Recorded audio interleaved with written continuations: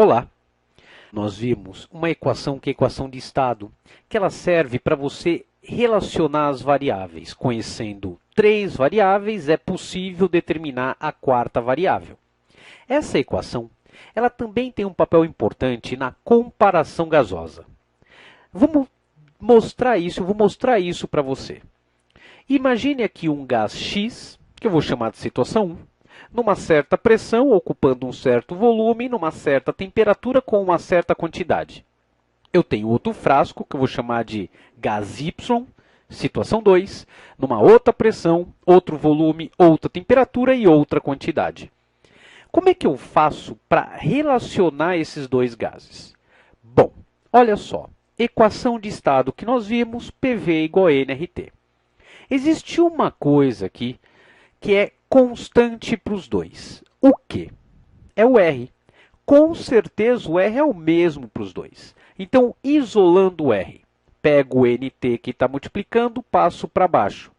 Então, fica PVNT é igual ao R. Bom, então, PVNT aqui, então, PVNT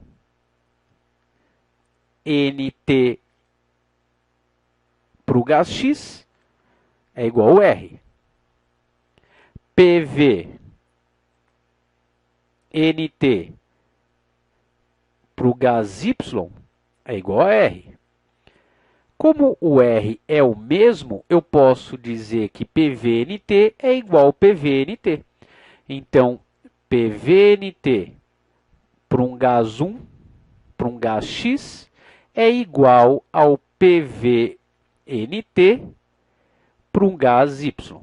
Então, eu posso comparar, relacionar gases usando essa expressão aqui. Tudo bem? Um exemplo. Eu tenho frascos idênticos na mesma temperatura. Frascos idênticos significa que os volumes são iguais. Temperatura também. Aqui eu tenho o gás hidrogênio, pressão 2 atm, 6 mols. Eu quero saber qual a pressão exercida pelo gás oxigênio, sabendo que aqui dentro eu tenho 8 mols. Então, vamos lá. PVNT para o hidrogênio é igual ao PVNT para o oxigênio. Vamos simplificar aquilo que for igual para os dois. Volume é o mesmo, então V de um é igual ao V do outro. Temperatura também, então simplifica. Substituindo, pressão do hidrogênio, 2 atm. Mol do hidrogênio, 6. Isso é igual à pressão do oxigênio, eu quero descobrir, sabendo que o mol do oxigênio é 8. Simplificando aqui, dá 1/3, passa o 8 para cima, então vai ficar 8/3 é igual à pressão do oxigênio. Pressão do oxigênio vai ser aproximadamente 2,6 o quê? Como aqui eu usei ATM, 2,6 ATM. Tudo bem? É um problema de comparação gasosa. Vamos ver mais um?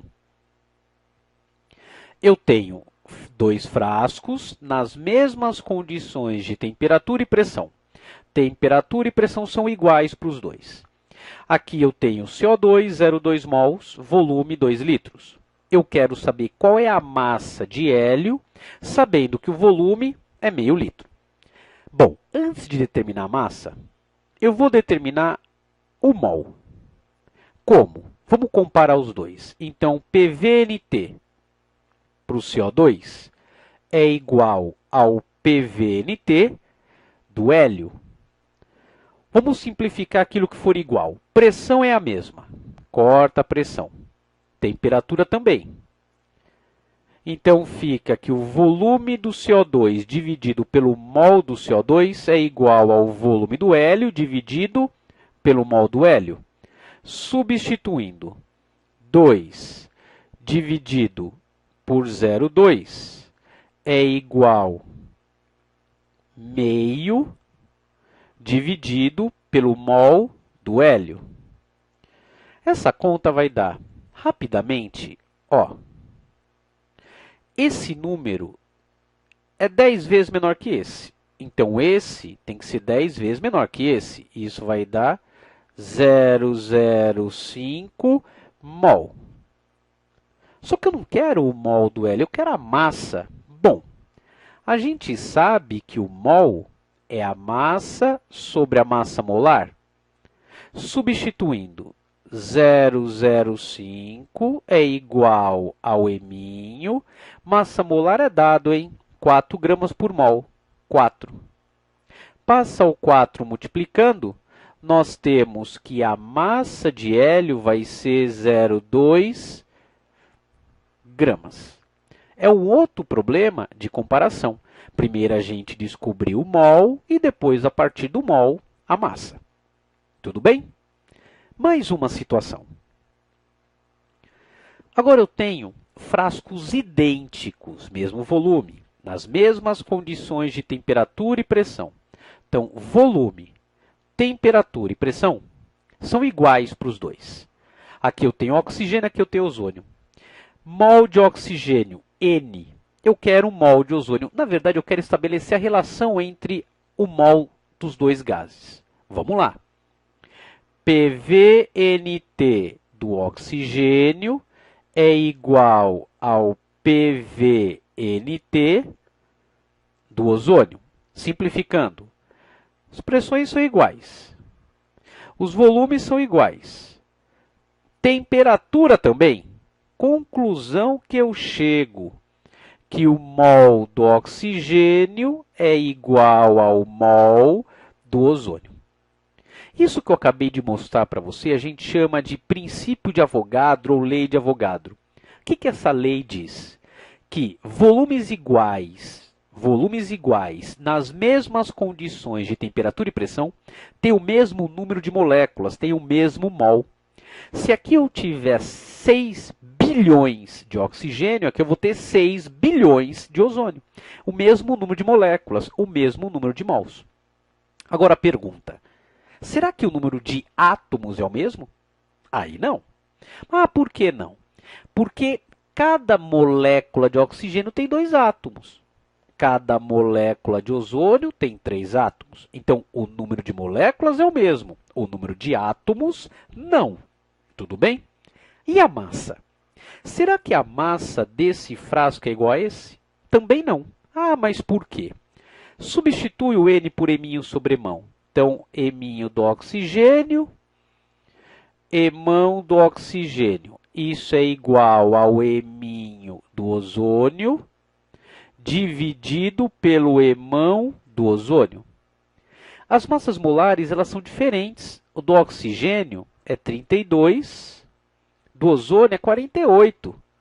Pô, isso é uma igualdade. Se a parte de baixo é diferente, a de cima tem que ser diferente também. Então, a massa de oxigênio é diferente da massa de ozônio. O que eu posso garantir que é o mesmo é o número de moléculas apenas, ou o número de mols, não a massa e nem os átomos. Tudo bem?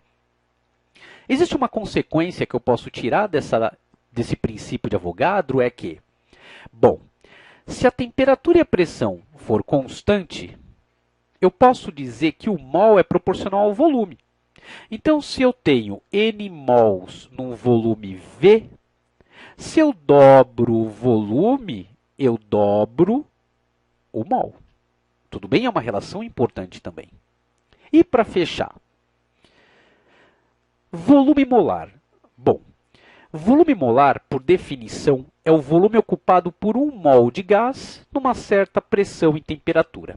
Para cada valor de pressão e temperatura, a gente tem um volume molar. E aqui eu tenho um exemplo. O volume molar de um gás na CNTP, lembrar que CNTP pressão é 1 e temperatura é 0 graus Celsius, volume molar é 22,4 litros por mol. O importante é saber interpretar isso. Significa que cada mol de gás, de qualquer gás, não importa, na CNTP, ocupa um volume de 22,4 litros. E se eu tiver 2 mols? Bom, como é proporcional, se eu tiver 2 mols, 44,8 litros. Ok? É isso aí.